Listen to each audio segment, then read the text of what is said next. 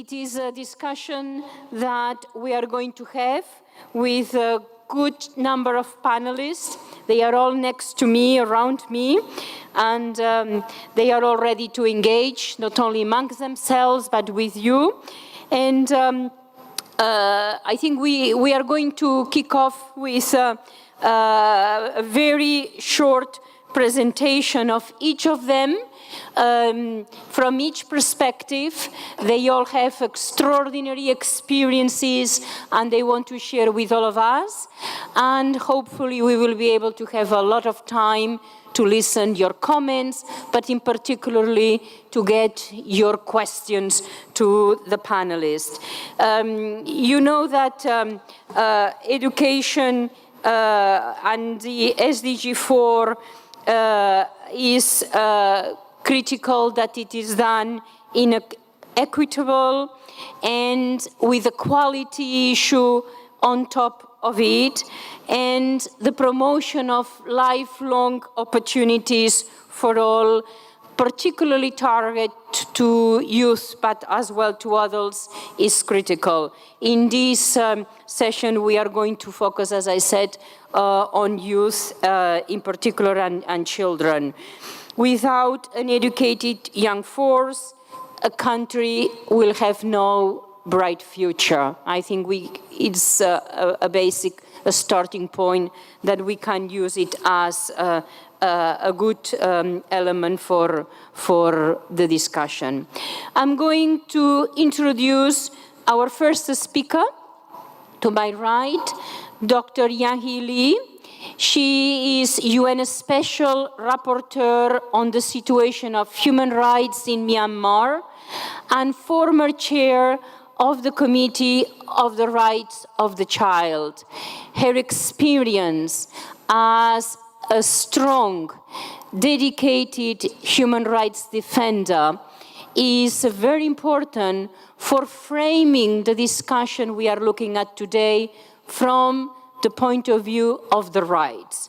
So I'm going to ask Dr. Lee, education is a right that all the children, the youth have. Are we all contributing to upholding this right? Dr. Lee? Well, thank you.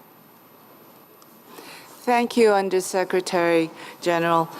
Thank you for the kind introduction. It is a great pleasure here today at this very important conference for me to spend with you, this conference that is devoting to the achievement of SDG with a special emphasis on education for global citizenship. A heartfelt appreciation to all of you who has worked so hard to make this event possible, and a heartfelt warm welcome to all the participants to our beautiful country. You asked this very pertinent question, is education a right? First, let me focus on the title of this panel, Children and Youth, Tomorrow's Global Citizen Today. Far too long have our children and youth been considered as tomorrow's leaders. Under this context, future leaders have not enjoyed appropriate treatment as the citizens and leaders of today. We have heard much rhetoric about the need to invest in children today in order for them to lead our world tomorrow. To a large extent, this is very true, but we need to change our mindset to view children as citizens of today with dignity and rights. To achieve the SDGs, the citizens of today must be respected and provided an optimum environment to live and grow up, to be global citizens that strive to build a culture of peace and social well-being for all and for generations to come. We already know that 58 million children globally are out of school and nearly 100 million children do not complete compulsory primary education. Nearly half live in conflict-affected poor countries. Only 2% of humanitarian aid goes to education. An estimated 230,000 to 300,000 children globally are recruited as soldiers. 168 million children worldwide are engaged in child labor as of 2013. Of these, 85 million are engaged in hazardous work. The agricultural sector accounts for 60% of labor. Evidence shows, however, that providing all children with quality basic education could boost annual economic growth by 2% in low-income countries, and that for every $1 invested in education and skills will result in $10 in economic growth. Some economists, as James Heckman says, that every $1 invested in early childhood care and education brings back about roughly $12 back in benefits. I have spent 2 terms as the chairperson of the UN Committee on the Rights of the Child, so I will give you my views from a child rights-based perspective. First, what is the UN Committee on the Rights of the Child? It is a body that monitors state compliance to the implementation of the Convention on the Rights of the Child. The convention, adopted in 1989 unanimously in the UNGA, now currently enjoys 196 countries. This has been instrumental in changing mindset of many people throughout the world. It is the strongest legal framework for children. With 41 substantive provisions, children are specified as human beings who are the subject of their own rights, just as adults are. A universal consensus was reached defining the child as below the age of 18 years unless majority is attained earlier under national law. It is the first comprehensive international human rights treaty that encompasses the guarantee of the protection of economic, social, cultural, civil, and special protection rights to all persons under the age of 18. The 4 overarching general principles of the CRC must be highlighted, especially if we are to achieve sustainable development goals together. They are non-discrimination, second, best interests of the child, life, survival, and development, and respect for the child's view. All stakeholders, including children, must recognize how different international and regional treaty obligations all fit into achieving the SDGs. Moreover, all duty bearers must be held accountable for the neglect, complicity, and failure to live up to their moral and legal promises. Discussions around achieving SDGs, ensuring free and compulsory education, providing quality education for boys and girls, even during conflict and natural disasters, must be carried out with the CRC as its legal and moral framework. I will not go into the details of the CRC, but I will proceed by sharing with you what it means to have a child's rights-based approach in developing policies and strategies to achieve what we are obliged to do under international human rights law. The provisions set forth in the CRC are largely non-derogable rights. Of course, one can argue whether or not economic, social, and cultural rights are non-derogable. What should a state do when it cannot guarantee these rights due to financial and other reasons? All human rights instruments have a clause allowing for reasonable accommodation or within maximum extent of their available resources, and moreover, calls for international cooperation whenever necessary. Education, quality education, that is a right. It is an inalienable right for all children. I believe that no discussion about education for global citizenship should be conducted without a concrete understanding and acceptance that education is an inalienable right. So then, what kind of education should be provided by the state? The late UN Special Rapporteur on the Right to Education, Katarina Tomaszewski, developed the 4 A's to education: availability, which is free and government funded, accessibility, non-discrimination and to include most marginalized. 3, acceptability, relevant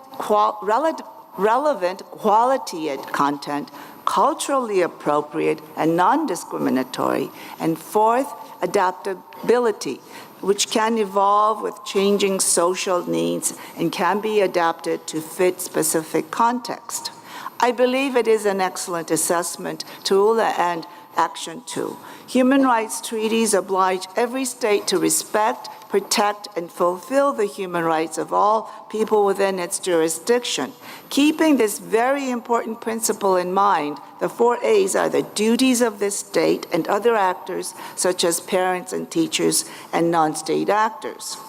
I would like to share with you 2 important activities carried out by the Committee on the Rights of the Child. Every year they hold a very intense discussion day. The first intense discussion day was focused around children in armed conflict. This took place in 1996. As a result, an independent was expert to do a global study. It was Graça Machel, who in her groundbreaking report claimed children as zones of peace. She felt that this would be the only way that humankind will finally declare that childhood is inviolate and that all children must be spared the pernicious effects of armed conflict. Unfortunately, the committee was very concerned on how children's education was being compromised in situations of conflict and emergency situations. I personally saw the kind of horrific attacks on schools in the context of education, in the context of armed conflict. More disturbing is the fact that far too often, children continue to be used as human shields. In 2008, the topic was devoted to the rights of the child to education in emergency situations, defining emergency situations as situations which are man-made or natural disasters destroy within a short period of time the usual conditions of life, care, and education facilities for children, and therefore disrupt, deny, hinder progress, or delay the realization of the right to education. Education is an inalienable right that is inextricably linked to other fundamental rights and must be guaranteed to all children, both in and out of emergency situations. We have all heard that there is far too much public spending on defense. I'm sorry to say that only 2% of humanitarian aid goes to education. Humanitarian aid should not be considered as only emergency relief to save lives, but education should be included as a major component in the overall humanitarian aid. Schools are the only constant variables in the lives of children who suffer from repeated enduring disasters, man-made and natural equally. It should be used as a place where children can make sense out of the world and try to overcome hardship. 2 more important points I would like to leave with you are: how can the corporate sector assist in realizing human rights of children, achieving the SDGs together? And what should we keep in mind when galvanizing to raising compulsory education to secondary education? Regarding the first issue, businesses should abide by the principles of business and human rights. I will give just one example as food for thought. In the name of development, mega projects sometimes actually violate the rights of children in their lives. Large-scale land evictions uproot the entire family and jeopardize children's education. Moreover, resulting hazardous environmental consequences make it impossible for the community to continue. Finally, we must look carefully into the age of minimum labor and compulsory education. ILO Convention 138 states entry into employment is 15 for developed countries and 14 for developing countries. Where there is a discrepancy between age of labor and end of compulsory education national laws, more often than not, children enter the labor force before completing their education. Strict monitoring and accountability measures must be put in place to all duty bearers to ensure that this does not happen. At the national level and at the international level, we must reconsider the age of entry into labor to take into account school leaving age. I thank you. Thank you very much for your extremely clear words. I take from your presentation 3 sentences. 58 million of children out of school, over 100 million living without completing the basic education, and only 2% of humanitarian aid going to education. These figures resonate without any doubt in this room. And if there is a place where the rights of the children, as Dr. Lee has explained, have been abused, is Afghanistan. I have the honor to have in my left Nasreen Gross. She is the president and founder of the Rokia Center for Women's Rights, Studies and Education in Afghanistan.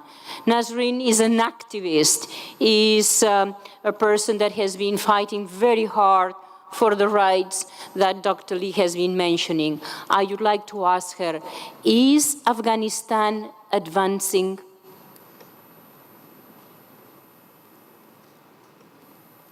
Under Secretary, yes and no.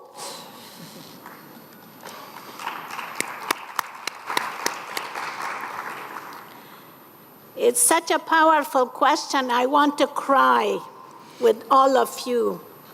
Actually, good morning. It's so beautiful that in this conference I see so many young faces. I'm 70 years old and the world is yours.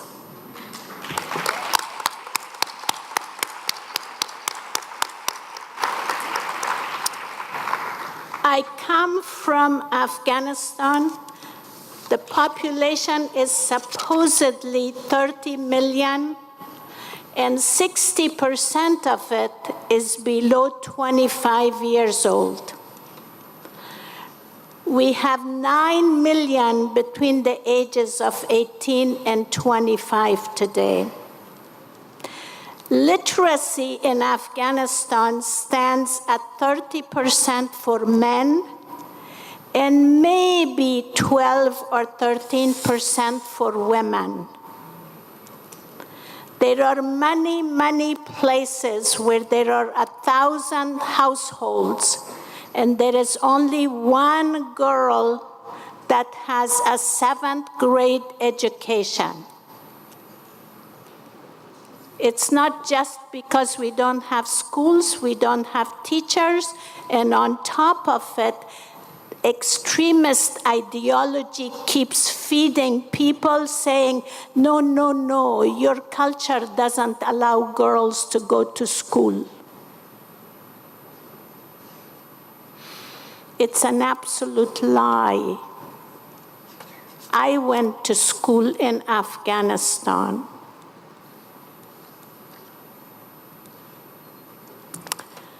On top of it, since the U.S.'s Operation Enduring Freedom in 2001, schools have been opened for girls and also for boys, and there is a thirst for education.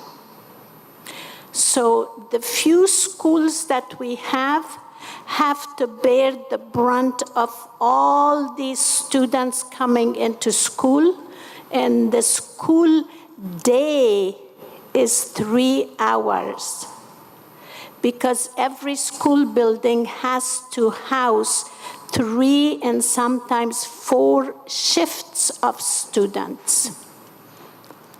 So the school day begins at 7 in the morning. And can you imagine 5, 6-year-olds going to school at 7 in the morning in the middle of winter?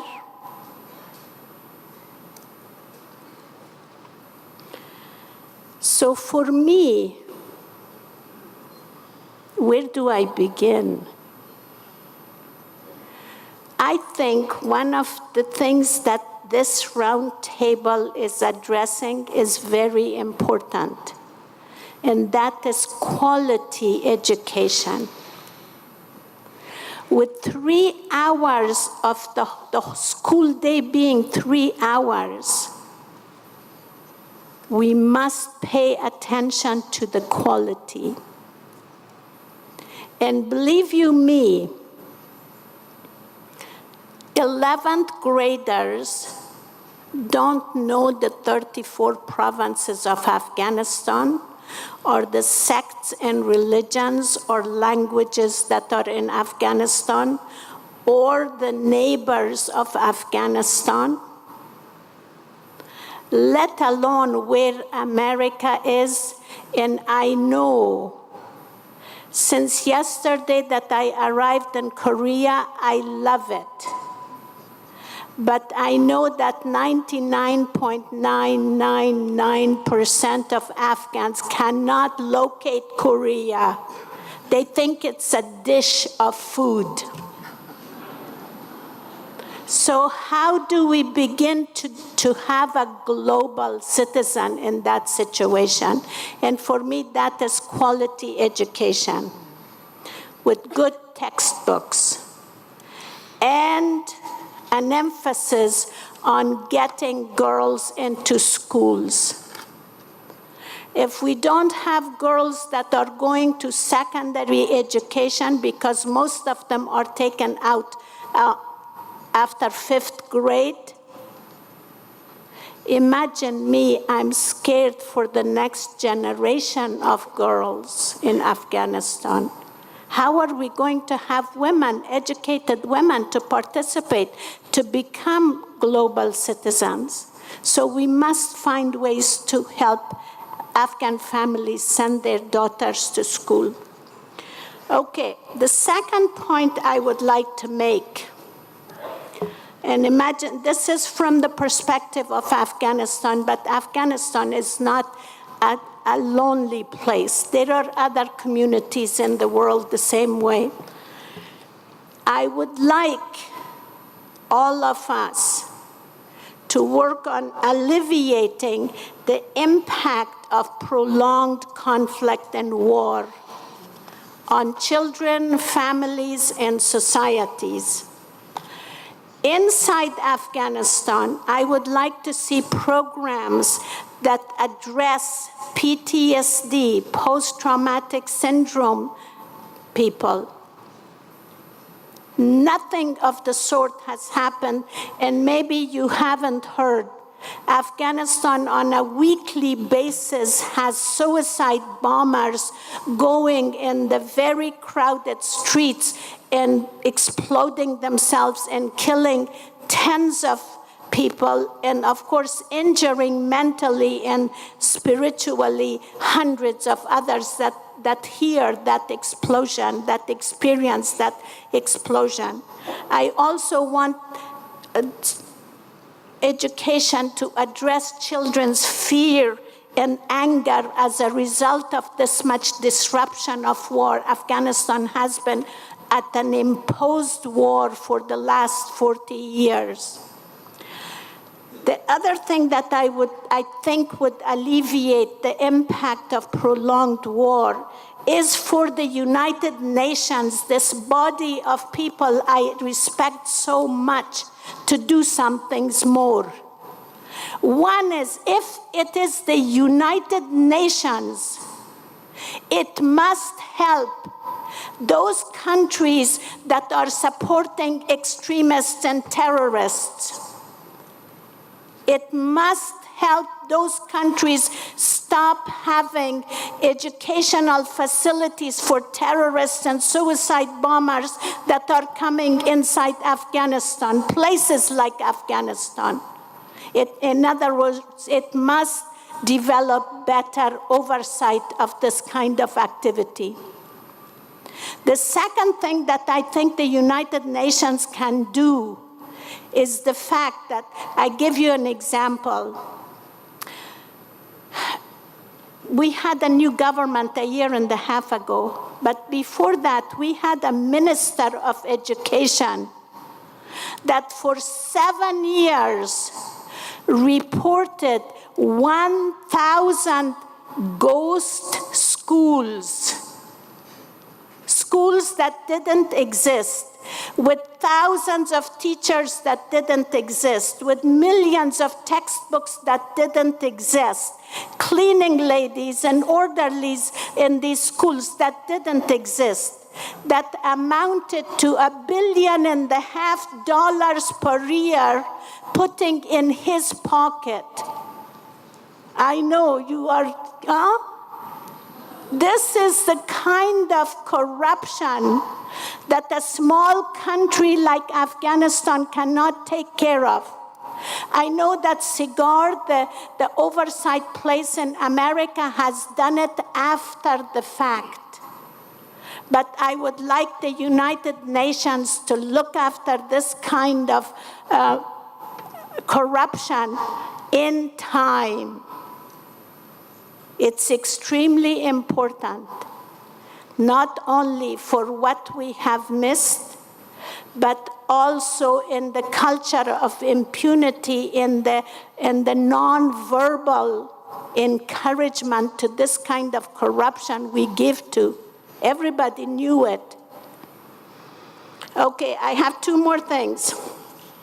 One, the Sustainable Development Goals 4.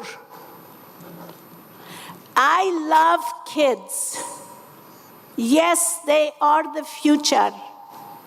But in a country like Afghanistan, where it's actually the adults that are illiterate, it's, yes.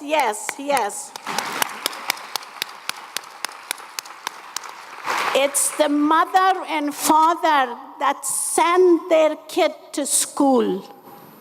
And if they are illiterate, they do not encourage their children to go to school. They don't allow them. So I propose that SDG 4, the same way that Millennium Development Goal was this way, is too child-centric.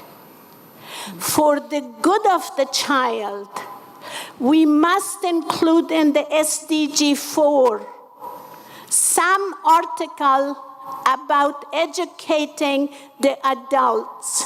It's the adult that makes the decisions, that votes, that decides who the child gets married to, where it goes to school, or whether it goes to school. So we must pay some attention in SDG 4 to the adults, women and men, for the, yes, we need this.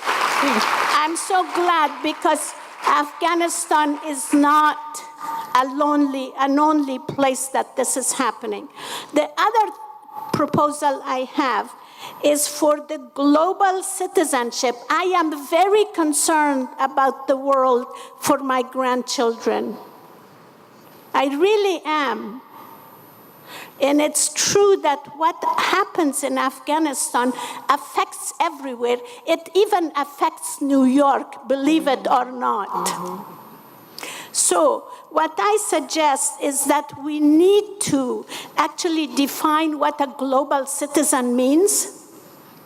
And we need to develop a global civics course that every school in the what do you call them, member nations, in the members of the United States, member states, that in every school we teach this. It's not very difficult. It's easy to develop the global civics course, and it begins in the school. It's easier.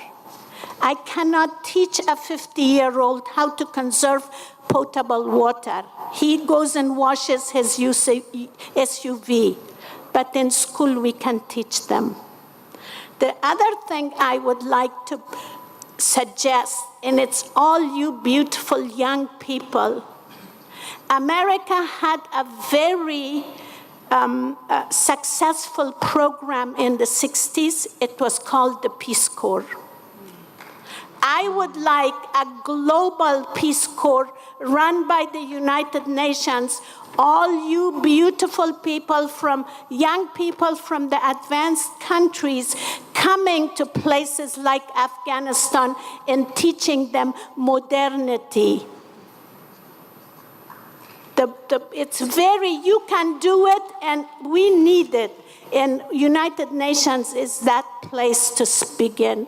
I want to stop here, but thank you, and be with us and think about these things and remain committed. Thank you. Ms. Gross, we are delighted with your passion. We are delighted with your energy, and even more the proposals to the UN, very specific, and to all of you, to the global citizens. But we are also shocked about some of the figures you mentioned. The degree of illiteracy, 30% for women, 12%, 30% men literacy, and 12% women. This is extraordinarily challenging. Let me now give the floor to Wendy Carvajal Sotelo. She is director of the Comité de Paz in Tihuananejo, in the state of Guerrero. She's going to be addressing all of us in Spanish, and I would like to frame her presentation, if possible, a little bit compacted. How is it possible to advance on education in a society like Mexico that is immersed in violence and with such a degree of inequalities? Wendy, para usted. Muy buenos días a todos. Me siento muy honrada de estar aquí con ustedes y me da mucho gusto que estén ustedes aquí. Mi nombre es Wendy Carvajal Sotelo. Represento a la organización no gubernamental Comité de Paz en Zihuatanejo. Zihuatanejo es un lugar turístico que se encuentra en el estado de Guerrero, muy cerca de Acapulco. Este comité ha sido creado en el año 2012 como parte de una propuesta para hacer de Zihuatanejo la primera ciudad de paz en México y en el estado. Formamos alianzas estratégicas con la Organización Internacional Ciudades Internacionales de Paz y Peace Day 365 para poder lograr la certificación. Con el paso del tiempo, el Comité de Paz fue adquiriendo mayor responsabilidad en la construcción de la cultura de paz a través de la educación.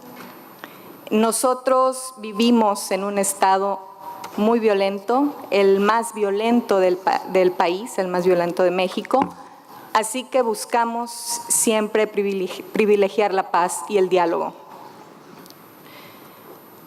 Estas circunstancias de violencia nos han motivado a hacer constantes llamados al reconocimiento y protección de los derechos humanos, de los niños, de los jóvenes, pero sobre todo a que tengan una educación digna, que tengan una vida en paz. Hoy en día, la misión del comité es apoyar a nuestra comunidad con acciones educativas enfocadas a generar la paz duradera que tanto necesitamos en nuestro estado de Guerrero. Siempre tratando de apegarnos al desarrollo sostenible, a los objetivos del desarrollo sostenible de la ONU. Nosotros tenemos relaciones institucionales y tenemos alianzas con muchas asociaciones y juntos, entre todos, formamos el Comité de Paz. Entre las organizaciones que más nos apoyan está nuestra máxima casa de estudios, que es la Universidad Autónoma de Guerrero, y que, por cierto, me acompaña la hija del rector de la universidad, está aquí en su representación por el interés que tenemos en la educación global. Yo soy profesora de la Universidad Autónoma de Guerrero y la universidad ha hecho convenios educativos, entre ellos con la Universidad de Wayne en Detroit, y gracias a esos convenios, a esas relaciones globales, hemos podido consolidar visitas con representantes de programas de educación y de educación para la paz, incluyendo el Centro de Estudios para la Paz y la Resolución de Conflictos en la Universidad de Wayne. Eso nos ha permitido que en nuestro municipio, en Zihuatanejo, se den constantes capacitaciones en construcción de paz, tanto a funcionarios, a profesores y alumnos de las diferentes escuelas. También forman parte del Comité de Paz, el Tecnológico de la Costa Grande, la Universidad Tecnológica, UNIDEP, CONALEP, Club Rotario, la Oficina de Turismo en Zihuatanejo, la Cruz Roja, el Comité de Ciudades Hermanas y Centros de Integración Juvenil, que es una organización que se dedica a la prevención de las adicciones. Dentro de las actividades de nuestro Comité de Paz, hemos tenido seminarios de construcción de paz y resolución de conflictos para funcionarios públicos. Hemos tenido Peace Webinars para estudiantes de nivel superior. Hemos tenido conferencias sobre educación para la paz y diversidad en el salón de clases para profesores de nivel medio superior y superior. Tenemos actividades culturales y recreativas para promover la paz en los jóvenes, como son Semana por la Paz, Yoga por la Paz, Caminatas de la Paz, Rallies por la Paz, Multimedia por la Paz y Cortos por la Paz. El Corto por la Paz fue una iniciativa de los jóvenes de la ciudad de Zihuatanejo y fue presentada en la ONU el día 21 de septiembre en el marco del Día Internacional de la Paz. Celebramos anualmente el Día Internacional de la Paz y tenemos la ceremonia de certificación de Zihuatanejo como ciudad de paz. Cada año tratamos de reafirmarnos como una ciudad que promueve la paz. Hemos trabajado mucho promoviendo la cultura de paz en la ciudad de Zihuatanejo, pero falta mucho por hacer, sobre todo, como les decía, porque estamos en el estado que ha sido catalogado como el más violento del país, el segundo más pobre de la Ciudad de México y el segundo estado con mayor rezago educativo en México. Nuestros profesores también están inconformes con algunas reformas educativas, que más bien parecen reformas laborales. Ellos no están de acuerdo con esas reformas y han iniciado movimientos para que esas reformas puedan tomarlos en cuenta. Urge para nosotros una solución para los niños y jóvenes de Guerrero. No queremos repetir la desaparición de otros 43 estudiantes, como en septiembre del 2014, estudiantes que buscaban una educación digna, porque la escuela donde estos jóvenes estudiaban, Ayotzinapa, es una escuela carente de todo, y ellos buscaban buscaban ser escuchados para tener mejoras en su calidad de la educación. Al contrario de todo esto, nosotros estamos aquí porque queremos ayudar y queremos fortalecer las condiciones educativas de los jóvenes, no solo de México, del planeta entero. Sabemos que la clave está en la educación está en los valores, está en la justicia y está en las alternativas de desarrollo sustentable para combatir la pobreza y la desigualdad. Queremos que los niños y jóvenes de hoy se formen como ciudadanos del mundo, ciudadanos bien preparados para hacer frente a los retos que vivimos, que aprendan y sepan defender sus derechos con dignidad y con responsabilidad.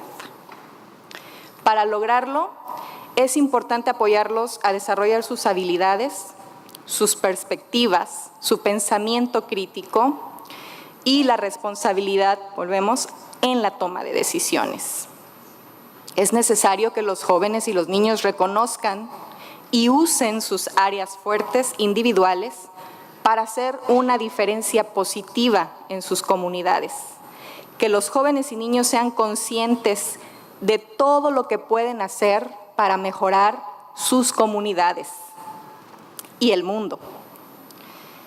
Queremos fomentar en nuestros niños el respeto a la vida, a la diversidad, que se indignen frente a la injusticia, pero que también tengan la capacidad de transformar esa realidad injusta de una manera consciente. La educación de nuestros niños y jóvenes debe ser coordinada de manera global e integral, tanto por los gobiernos, por los profesores, los padres de familia y la sociedad en general. Sabemos que si trabajamos en conjunto de manera propositiva, sin imposiciones, favoreciendo siempre el diálogo y la capacitación, vamos a lograr una educación global. Ya no podemos vivir más en el mundo del yo, tenemos que vivir en el mundo del nosotros, un mundo global, donde tengamos conciencia de que es importante nuestra actitud y que dependemos de nuestra actitud hacia los demás.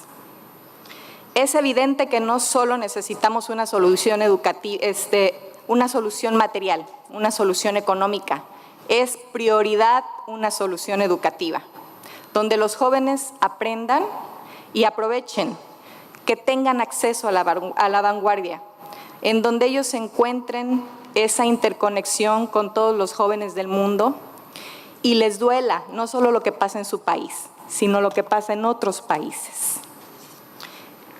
Y buscar entre todos una sociedad balanceada para poder lograr esta revolución educativa. Muchas gracias.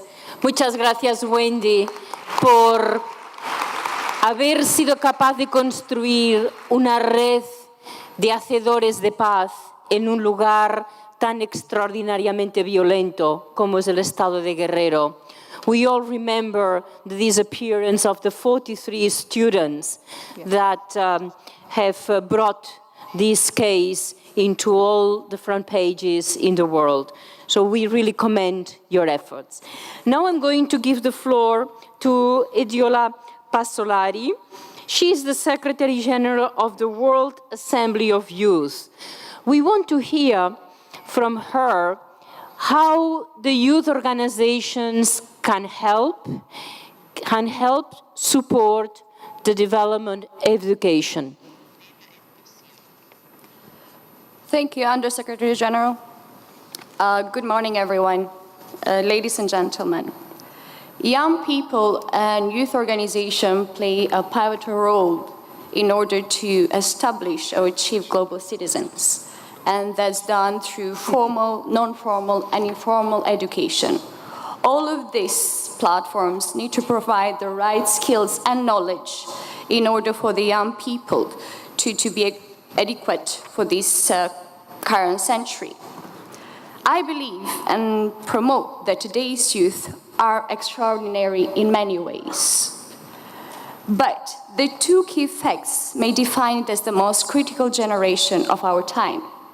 First is the largest cohort of young people to ever lived on the planet.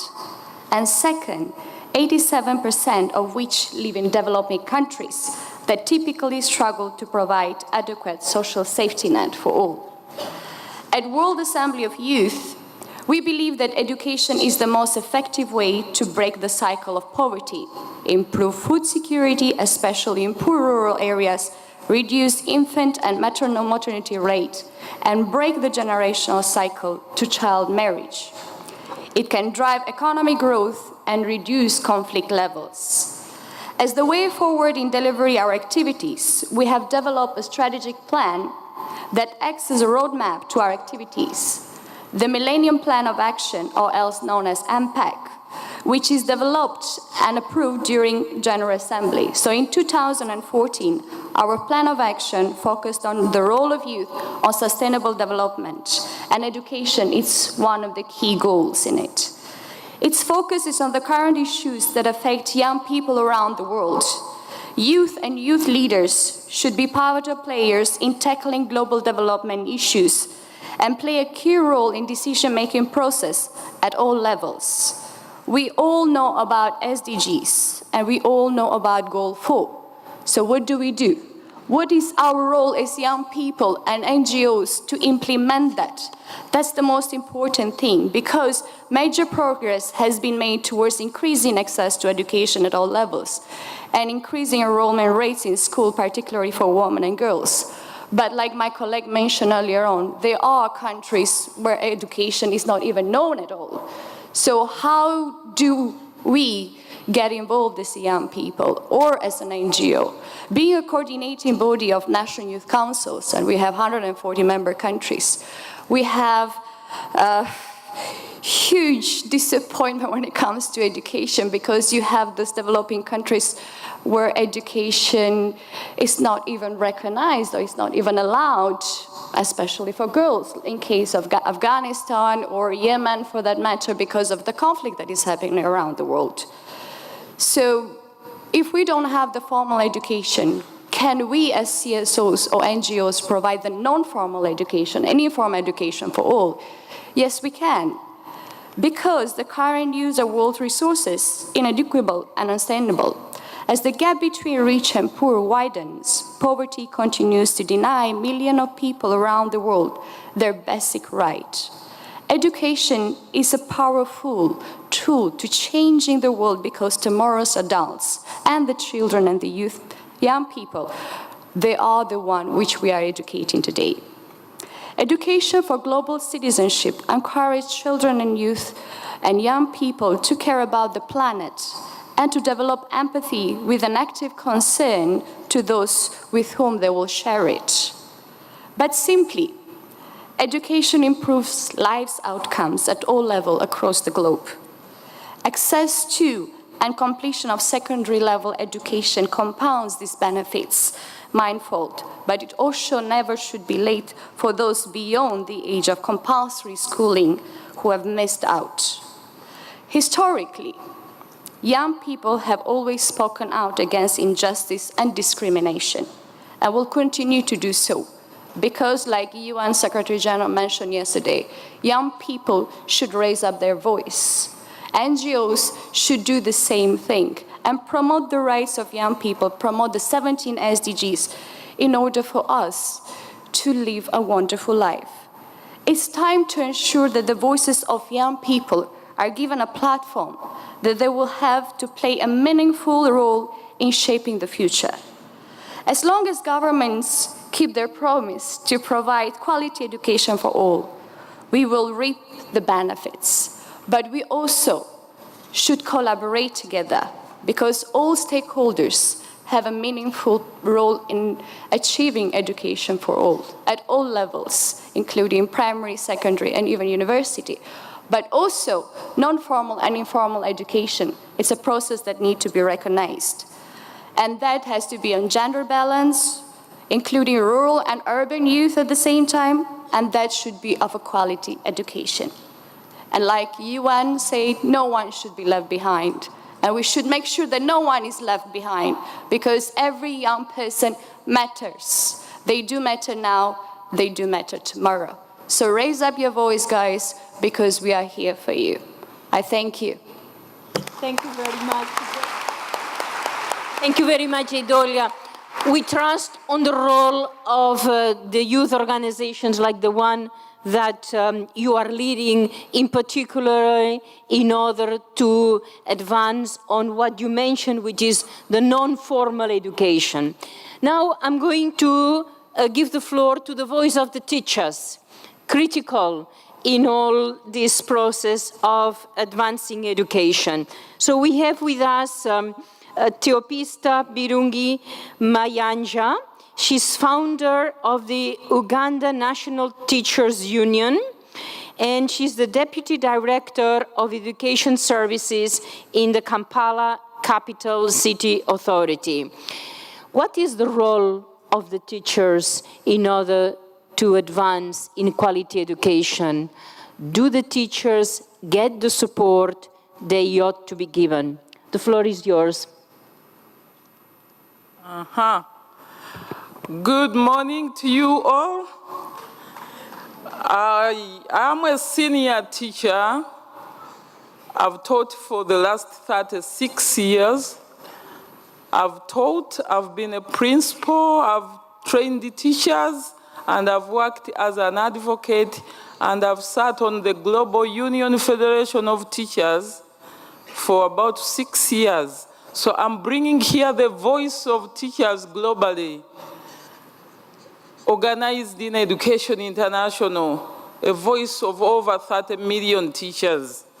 We define education, not just education to provide the skills for employment, but the education that can help the young people, the youth, to get skills, knowledge, competencies, and attitudes that will help them to appreciate their own and other people's cultural heritage.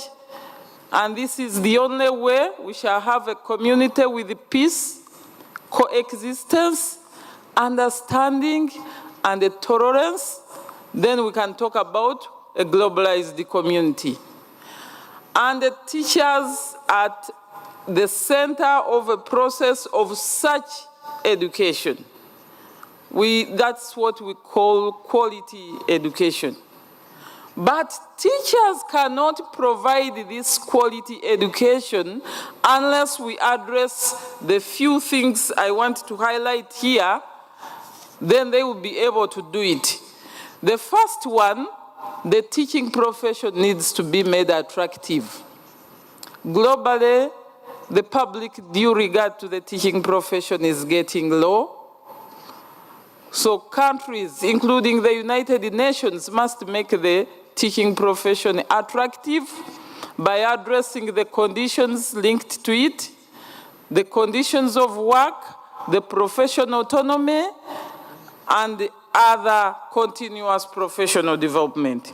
We need to address the financing of education so that it addresses such policies related to teachers, because it takes the biggest part of the budget. We also need to address global conflicts. The global conflicts that have failed the teachers to be able to provide education. We cannot provide education to a child who is in the camp. The education given there cannot be holistic to enable the child to get the kind of education we are talking about. We are also talking about safe school environments. I cannot mention, you all know the many incidents of unsafe school environments which are influencing the teachers' work. We are also talking about the privatization of education. As teachers, we are talking about public education which is of quality, because then it is the only education which takes care of the poor. And it is the one which allows people to live with dignity and which is inclusive. We are also against the education assessment, which talks about only standardized tests, because children and youth minds are not standardized. So the tests we are talking about are not testing the skills which we need to live together in peace. So we need inclusive education which provides all the skills of coexistence. And above all, we are talking about civil society groups working with the teacher unions in order to become global advocates that must hold our countries accountable for the provision of quality education to everyone. So I leave now these few issues, and these are the ones around which we need to develop recommendations. How do we finance education? How do we make the teaching profession attractive? How do we support the teachers? How do we mobilize the community as civil society to support the teachers so that in turn they provide the education we want? These are the kind of recommendations we need to come up with. Thank you very much, Teopista. Thank you very much, Teopista, for your very specific points. Without a good teacher, education cannot advance, and good teachers have to be supported. That's a clear conclusion. As you see from until now, this discussion about education and children has been a discussion among women and from very powerful women. So I'm going now to pass the floor to our two colleagues that are going to talk. One, first of all, Darren O, he's going to address the role of the corporates, the private sector, which is a controversial issue considering what Teopista has been saying about privatization. But I'm sure he has a good case for us to show what the private sector can do to improve education. Thank you, Secretary General. Good morning. I'm Darren O, key account representative for Tyvek DuPont Korea. It is such a great honor to sit next to great people who are doing magnificent works for youth and education. 안녕하세요. 저는 DuPont 코리아에서 온 오장현이라고 합니다.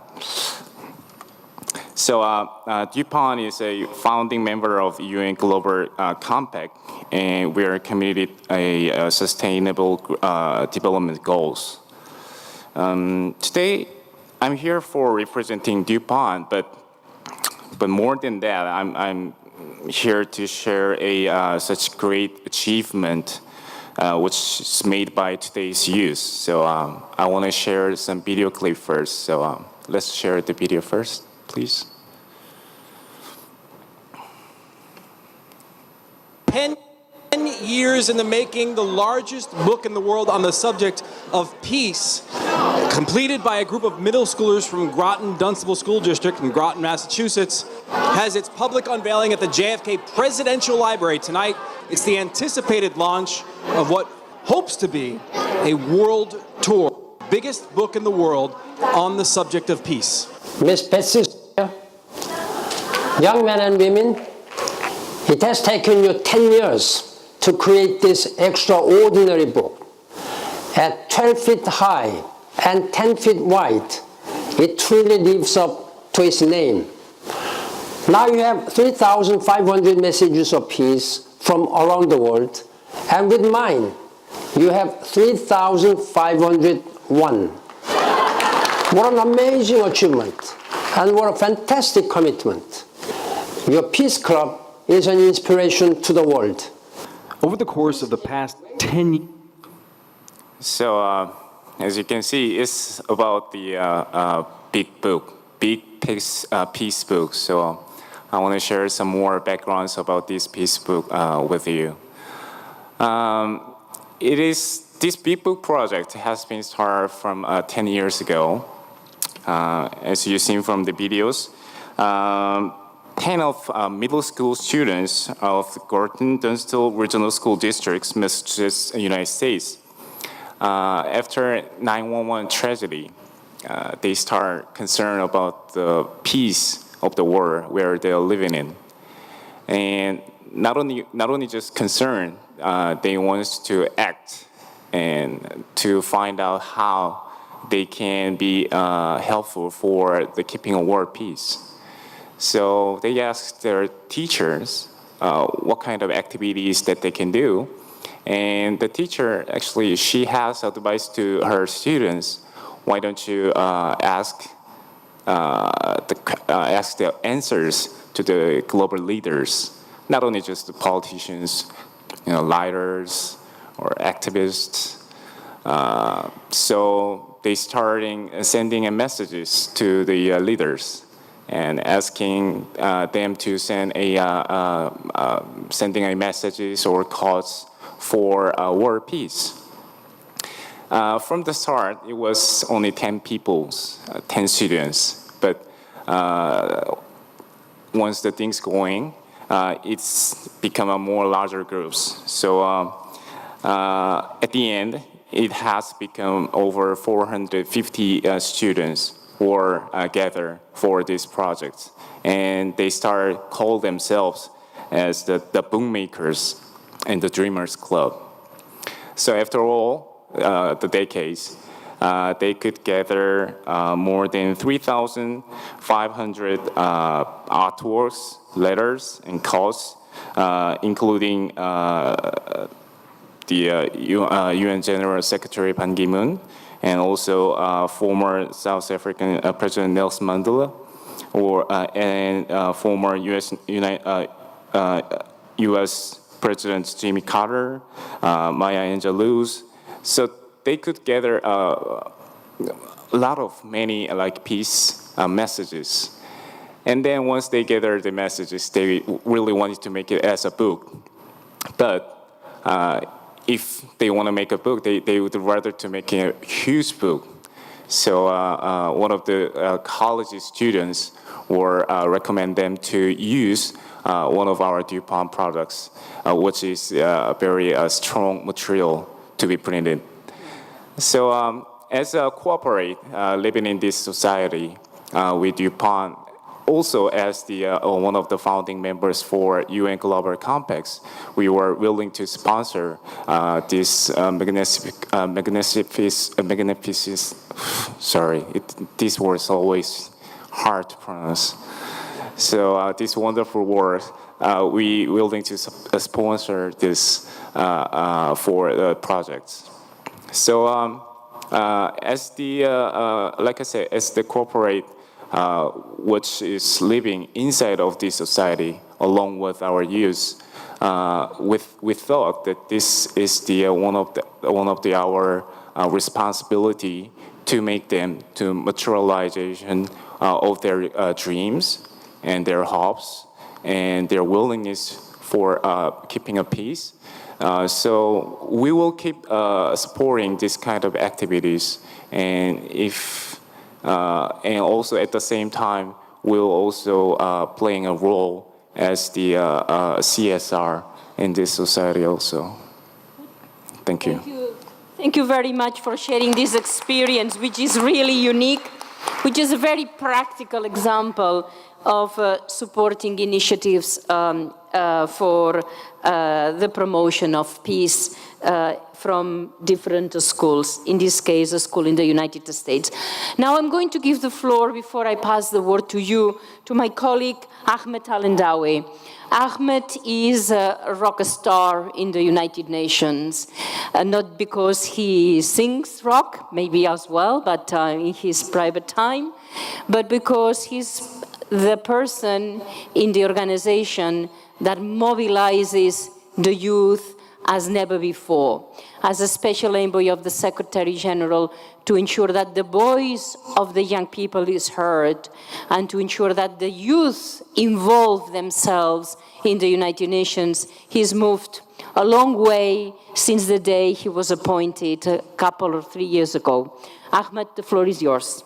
Well, thank you very much, Christine. Thank you very much for your kind words, for your leadership, and also for this very special panel that shows women leadership practice, and we're playing wings, the men here. So it's great to be part of this panel and part of this conference. Congratulations, and making sure that youth are well represented at this conference. And I think if you go to the breakout sessions, you will find how the youth contributions is really changing the way we discuss some of these issues.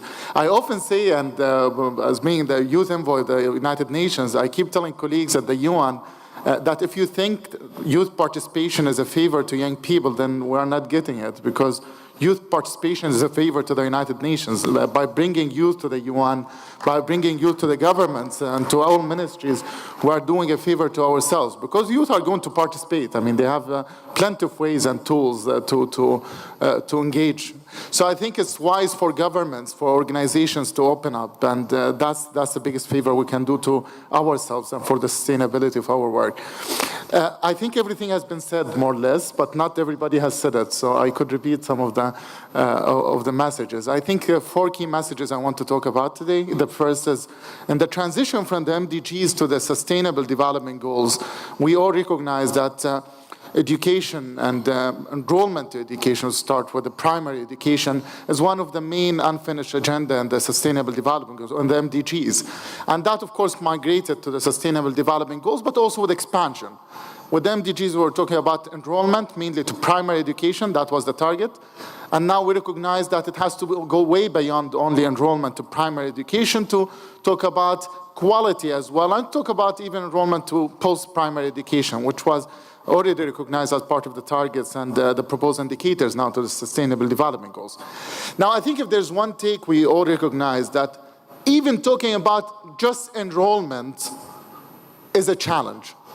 Before we get to the question of quality education, before even we get to the question of post-primary education, just the simple question of enrollment to primary education, we're still talking about close to 58 million or 60 million children who are out of school. So that is still a big challenge. So just to put our feet in the ground, we have to remember that even that target was not materialized basically in the Millennium Development Goals. So as we transition to the SDGs, that's what we have to remind ourselves of. The question of enrollment is still far from being achieved. And of course, that exacerbated by situation of conflicts, and young people and children are affected by conflicts. So we have to do a better job and keep talking about enrollment, because I know like we all have this tendency in talking about quality education, post-primary education, but that's far from reach if we're not talking even about the simple question of access and enrollment to primary education. That's not to say that we have to lower our expectations or ambitions. I'm not saying that, but I think we have to recognize that it's a big challenge and we have to do a better job there. We're talking about the figures, for example, 2% of humanitarian affairs. In fact, that figure is less than 2%, it's 1.5% of the money spent in a humanitarian response is being spent in education.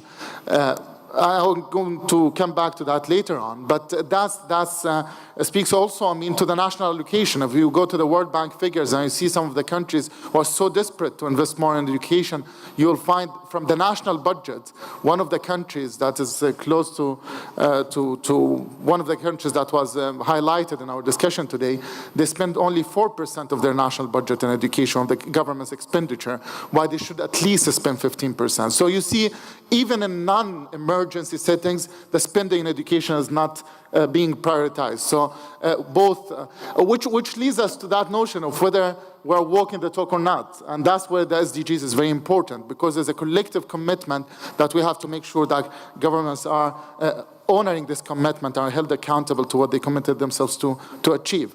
Now that of course leads me to the question of quality education, and is very much tied to our discussion today about the discussion around global or education for global citizenship. I think what was featured well in the education, the Secretary General's initiative, Education First, is that the fact that reading and writing and numeracy skills are not enough. We have to educate young people to become global citizens. They have to be taught how to think, not what to think. They have to gain the tools of being critical analysts, and they have to engage in the global economy so they could be truly global citizens. And that question about quality education is extremely important, but we have to tackle it in different, by analyzing what competencies that would include.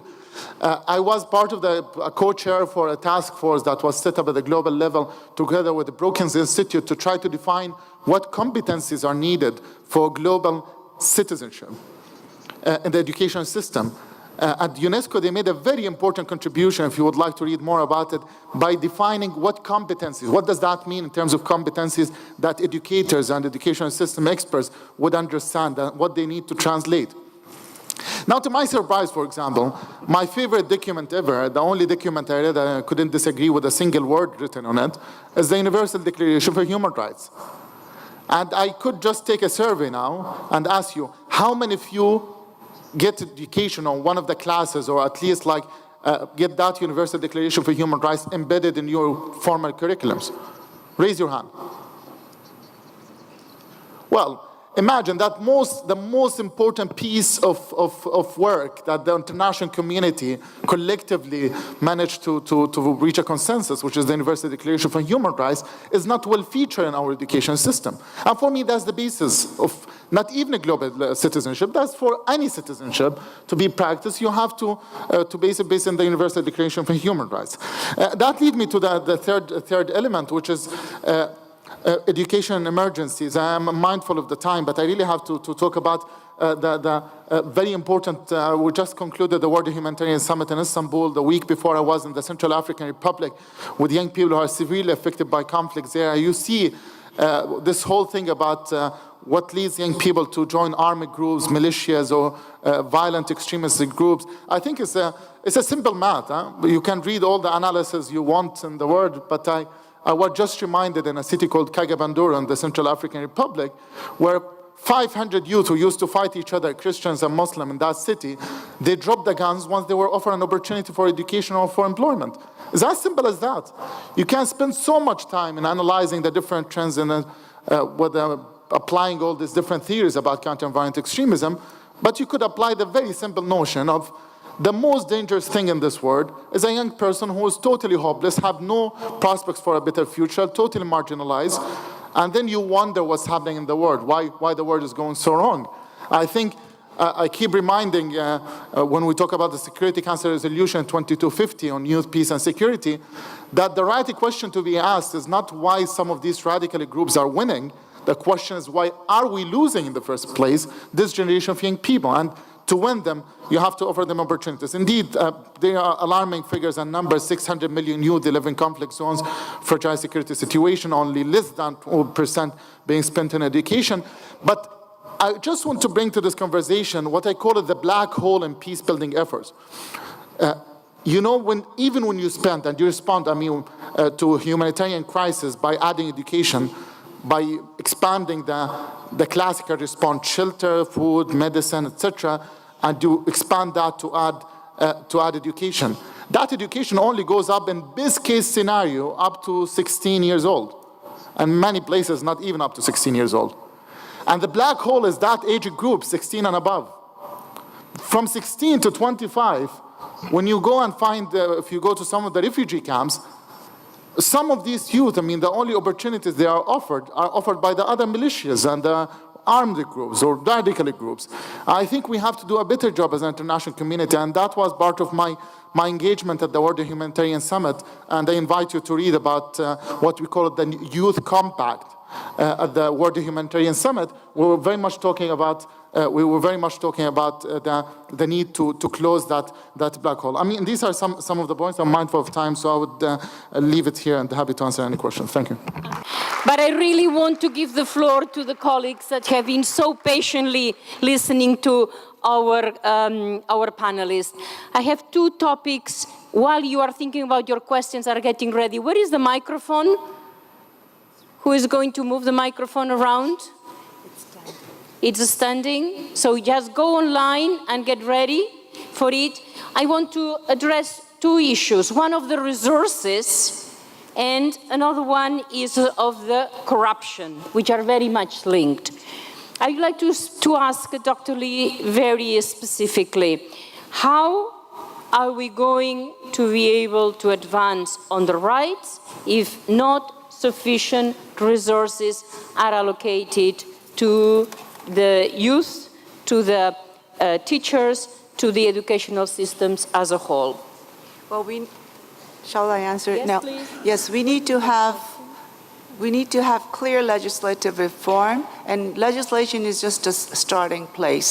There has to be accountability on the budget. The budget has to be transparent. It has to be known to the public.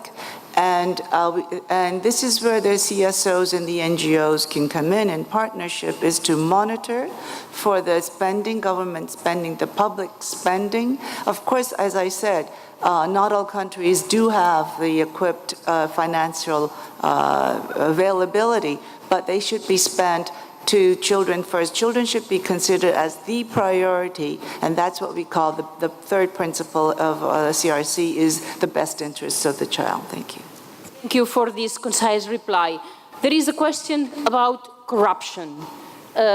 Your words of what has happened in Afghanistan really touch us. Is it being addressed? Yes, corruption is addressed. We have several commissions. The President and the Prime Minister are chairing commissions. Civil society is also developing its own organizations to report corruption, to work on corruption.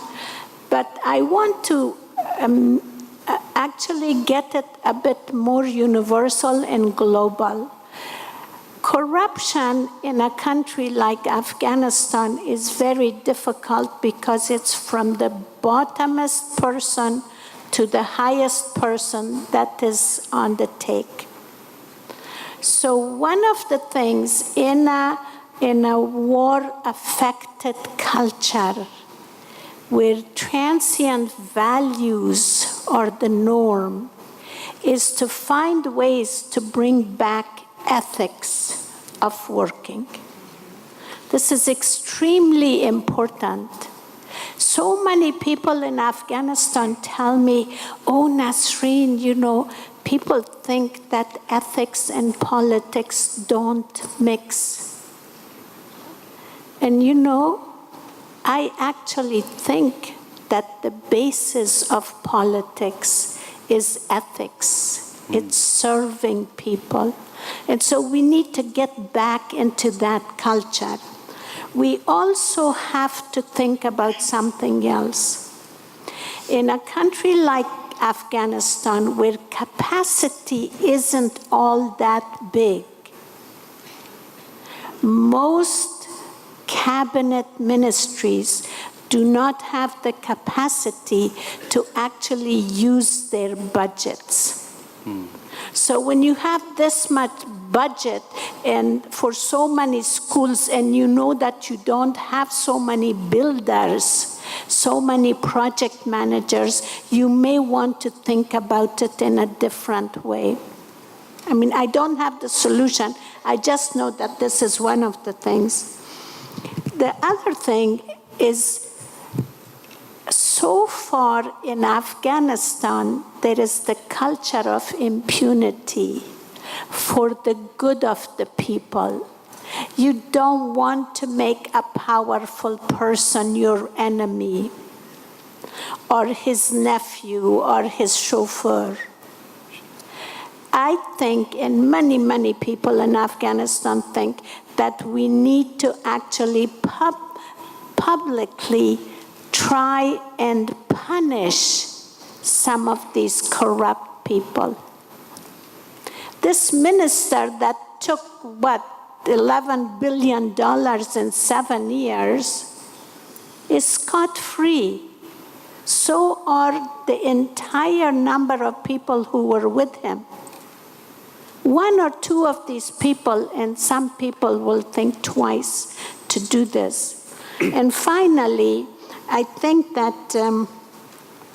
this oversight I'm talking about, most of the money coming into Afghanistan is donor money. You don't realize it, but every single person that works in the government of Afghanistan, including all those teachers, their salary is a donor money. Yes, did you get it? Every single salary of the government of Afghanistan is donor money.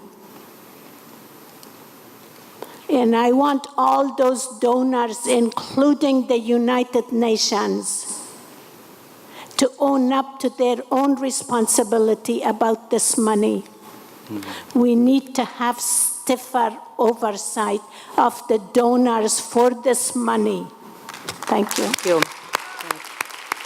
Now, the floor is over here. Yes, please. Hello, I'm Clive from Hong Kong, Eden Prize Foundation. We give the largest education award in the world. So I would like to follow up what Under Secretary General and also Ms. Gross mentioned. Apart from resources, I think one of the most important things is in education is about approaches and strategies.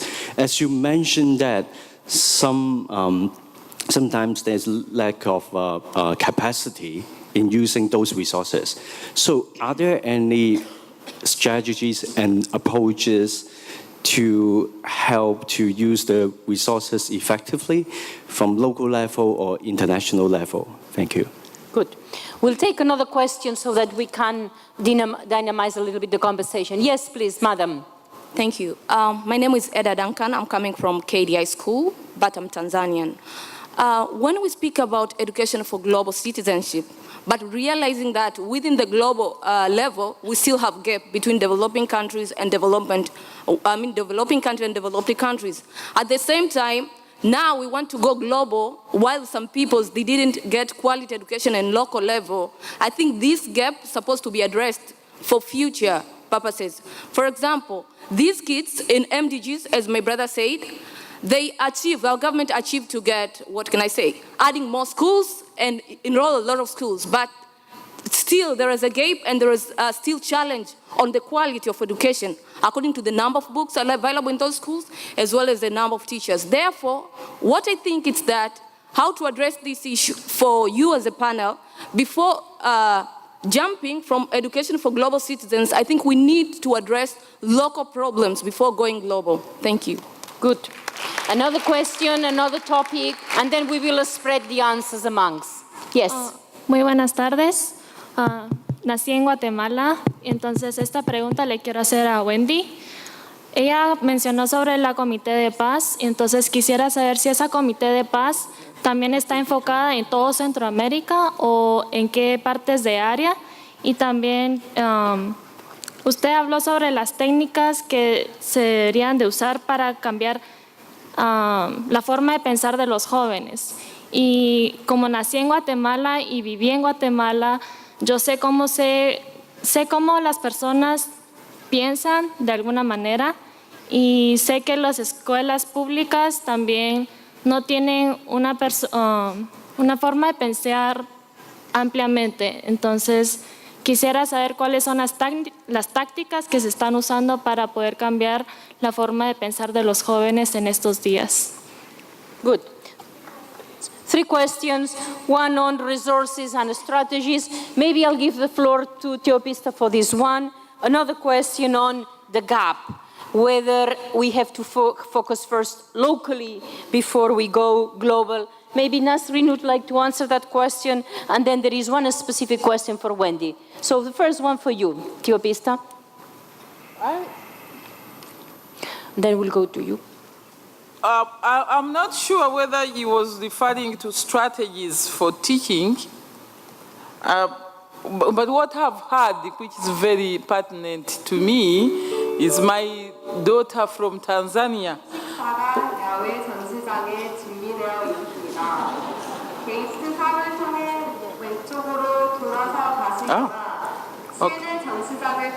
Oh, sorry. Okay. She was wondering, and she's advising that we shouldn't go global before we go local. But the context of the global education cities, the kind of global citizenship education we are talking about here can also be provided locally. Global citizenship refers to people who coexist, who can live together, utilize the knowledge they have. But the example I want to give you, you are from East Africa, Tanzania, Uganda, Kenya, Rwanda, Burundi. These people are locally living in East Africa, but among us themselves have got conflicts. Conflicts run from home, from the school, from the community, even at country level. So when we talk about the approaches to teaching this kind of global education citizenship, we don't mean that the Tanzanians should very quickly come and live in Korea, but they must come with the skills and the competences and the attitudes right from home. So we are talking about it even at home, locally where we are coming from, contextualize it and allow people to live together, to work together. Secondly, someone is talking about the mindset of the youth. I talked about when I was presenting the aspect of education assessment. We need to be careful. The majority of the indicators of Sustainable Development Goal number 4 must not push us to standardized testing. Because standardized testing is only testing knowledge. It is testing a lot of knowledge. But creativity and the people living together is obtained from subjects like sports. By the way, I'm a sports teacher. Sports, theater, acting, art and the crafts. These are subjects which are not tested in standard form. And these are subjects which provide the skills for people to live together, as you have seen. Because when we go for Olympics fora, we don't begin to ask ourselves in terms of colors, in terms of height, in terms of size. But you see how very quickly we bond. And those are the skills we need. This is what I would like to talk about. Thank you. Thank you. Local and global. Do we have to fix first the local issues before we strive for global citizenship? Well, I think it's not a sequential thing. It's not that we fix everything global and then local and then we go to global. I think we need to strike a balance. There are things about global that I think are very urgent for everybody, like climate change, like water, like energy, like some of these ethics we've been talking about. I think that locally it's very important to reach every kid, to reach actually every adult. Dr. Lee was talking about education being an inalienable right of the child. I propose to you, and I'm sure she agrees with me, education is an inalienable right of every human being, regardless of age. I think we need to take care of these things locally. I would hate to think that we think globally and then forget some of the beautiful nuances of culture and history and precedents and tradition that we have. I think we should do the local stuff, but we should also develop a program of the global citizenship. And if I may take 3 sentences, I don't think that the curriculum of global civics course is a finite, finalized form of a book. I think it's an iterative thing. There are a few subjects that are very pressing that we can develop that for informational purpose and how to do things and put them in schools around the world.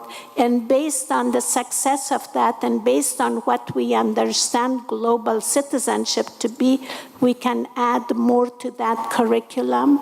That's what I think. Good. I have been told that we can stretch 15 more minutes because the discussion is really very interesting. Voy a dar la palabra a Wendy para el ejemplo que nos pedía la compañera de Guatemala. Bueno, el Comité de Paz en Zihuatanejo es, por el momento, el único comité que tenemos de paz. Fue creado por una iniciativa local enfocada en un principio en el sector turístico. Yo les comentaba que Zihuatanejo es un lugar turístico que está dentro del estado de Guerrero, que es el más violento del país, y queríamos una imagen más pacífica para que el turista fuera a Zihuatanejo. Sin embargo, cambió totalmente la perspectiva que teníamos, la visión, porque nos dimos cuenta de que no es tan importante la imagen, es más importante la raíz, la esencia de una localidad que se compromete en la construcción de paz y del diálogo. En un principio sí recibíamos muchas burlas de cómo un comité de paz en el lugar más violento de México, que no había condiciones, pero poco a poco los jóvenes se fueron involucrando más organizaciones, más asociaciones que querían estar dentro de ese comité para trabajar en conjunto con los jóvenes. Los jóvenes en Guerrero son temerosos, tenemos mucha violencia por parte del crimen organizado. Yo siempre digo que Guerrero no es un estado violento, Guerrero es un estado violentado por el crimen organizado, por la corrupción. Sin embargo, su gente es muy cálida y quiere progresar. Entonces, está muy cansada de tanta violencia y estamos iniciando con más trabajo porque entonces la gente se empieza a involucrar más con el Comité de Paz y quieren formar parte del Comité de Paz y quieren hacer más actividades en pro de la cultura de la paz que nos surge en México, en nuestro estado. Y de ahí es que surge este comité y que tiene planes ya de extenderse en la mayoría de las ciudades del estado de Guerrero y nos estamos apoyando precisamente mucho con la Universidad Autónoma de Guerrero porque, bueno, en parte de que yo trabajo ahí me involucro con todos los maestros, el rector de la universidad tiene mucha visión también y sabe de las necesidades que tenemos en el estado. Y pretendemos ya hacer un comité estatal, un comité de paz del estado de Guerrero, donde se involucren todas las organizaciones que están a nivel local, a nivel estatal. Os deseamos muchísima suerte. I'm going to take 2 questions from that row and 2 questions from this one. Yes, gentlemen. Yeah.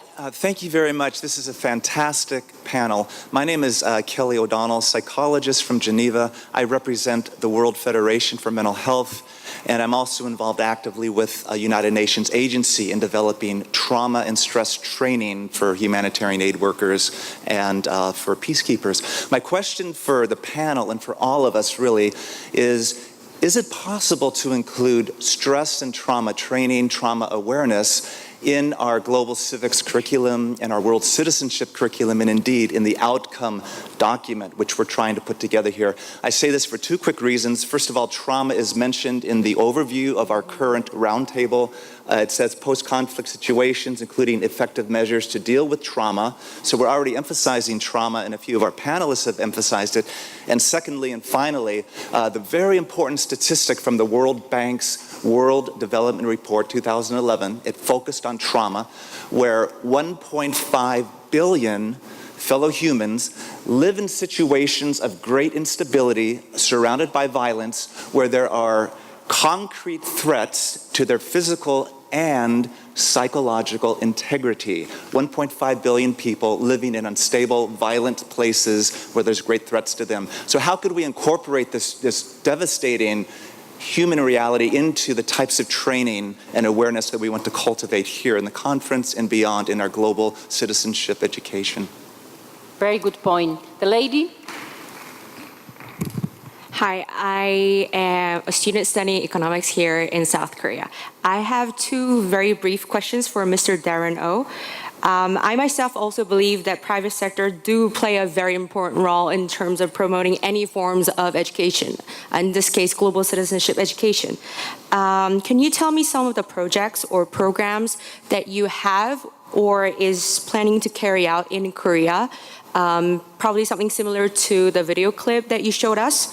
And second, would you like to give us a brief story of some challenges DuPont had to go through in implementing any forms of promotion of global citizenship education around the world, including Korea. Thank you. Good.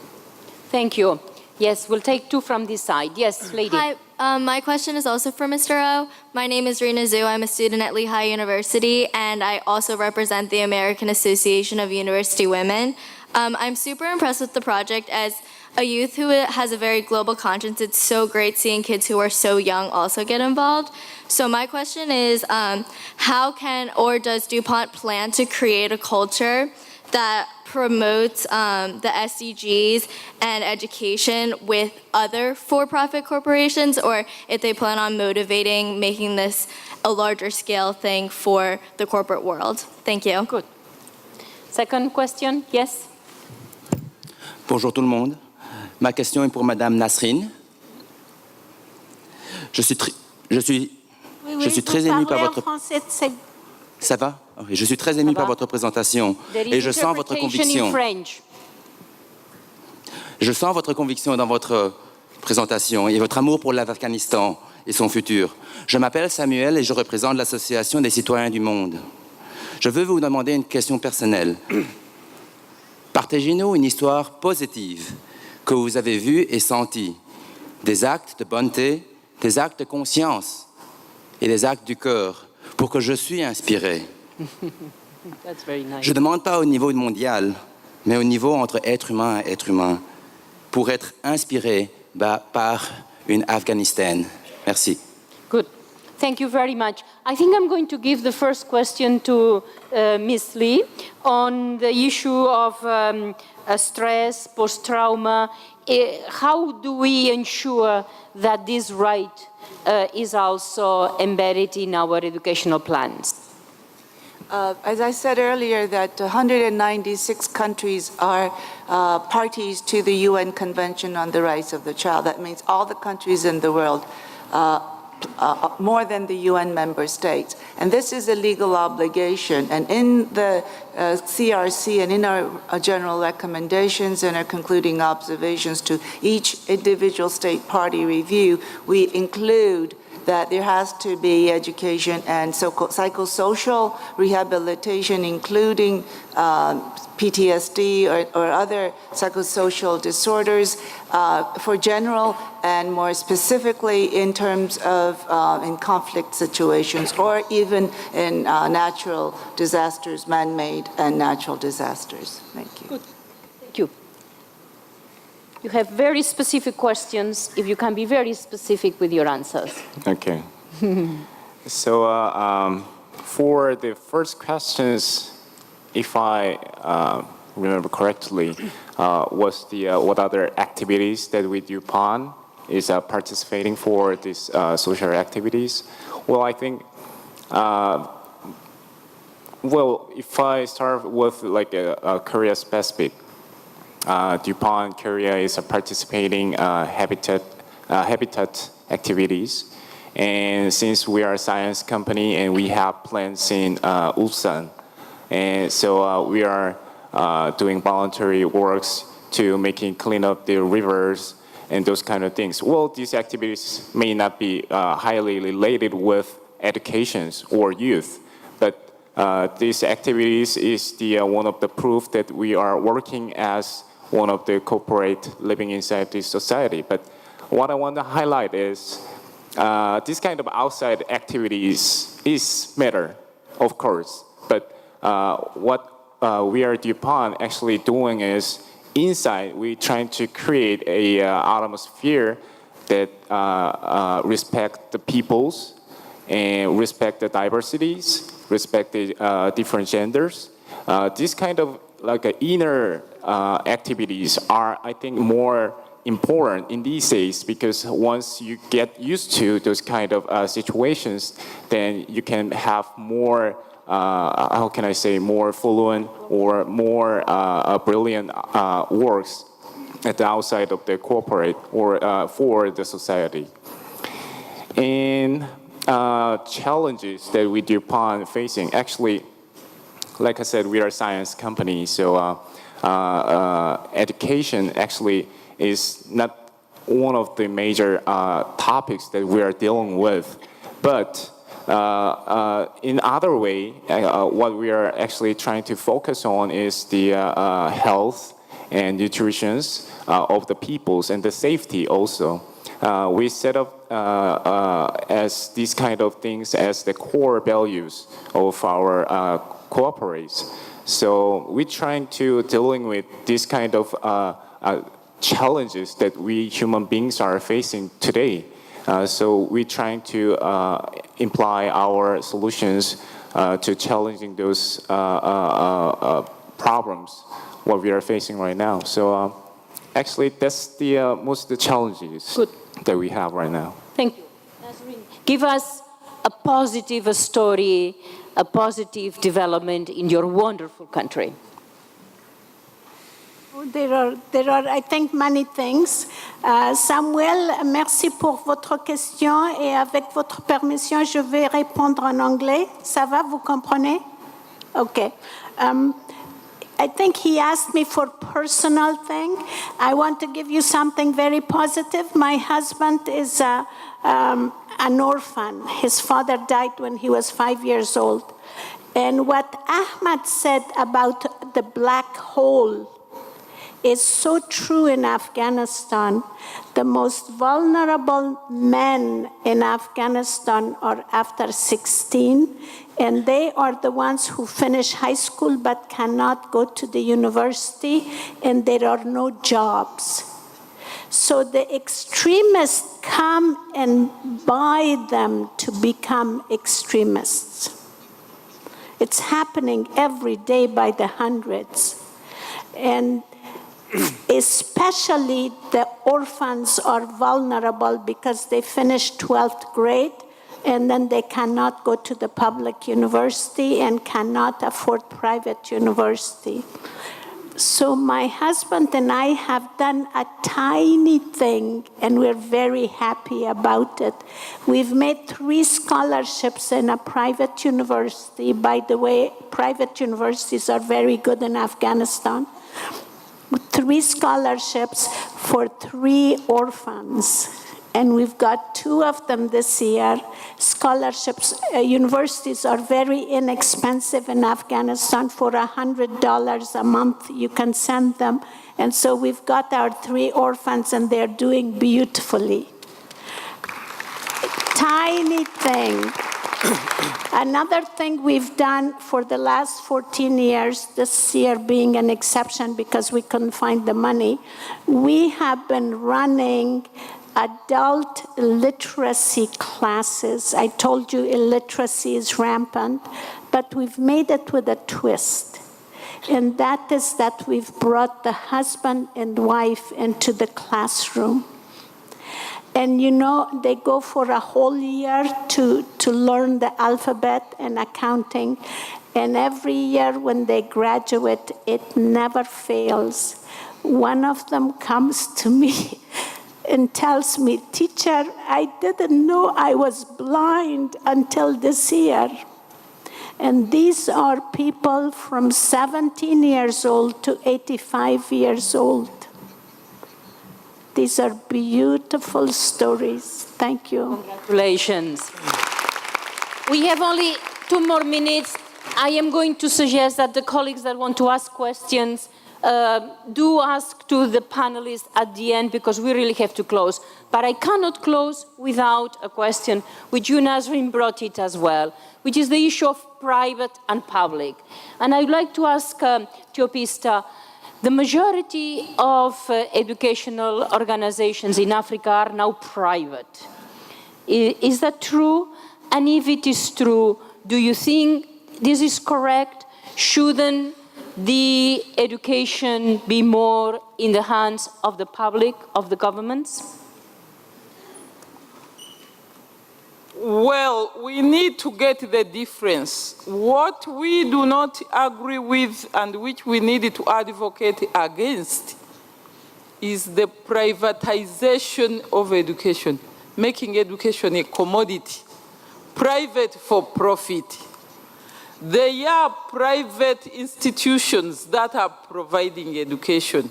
But as long as that education is public, there's no question. The reason we are talking about public education, because it has to be inclusive. Eradication of poverty means having inclusive education so that all people, both rich and the poor, are able to live with dignity, so that we bridge the gap between those who have and those who don't have. But when we encourage private education, we are then encouraging that gap. That's why we insist that we need public education, which is provided by the state, and any private provider needs to work with the government, because the government must continue to control the provision of public education. We are against it because of those three factors. The exclusion, because it excludes, it is not inclusive to all. But above all, he also deprofessionalizes the teaching and the teachers. It is this private education which is assessing according to those standardized tests and are traumatizing the teachers. So the teachers have lost their autonomy. They also have got to teach to provide results which are based on tests. So we are talking about public education for the purpose of poverty eradication, for the purpose of inclusion, and for the purpose of harmony in the community. That's when we shall talk about global citizens who have got an organized thinking and which can never be standardized. This was a wonderful sum up. In fact, you read it for me. Really, the questions from the public to those very generous panelists, once we've closed, because it's time to move on, it's already 12:15. I can only thank each one of the members of this table for sharing with us so important concepts, energy and enthusiasm and determination to advance on education, and each of you for participating, listening, and providing your comments. Don't go away, because more is happening today and tomorrow, and I hope to see again very soon in our next event later on. Thanks for joining us, and a big applause to all of you.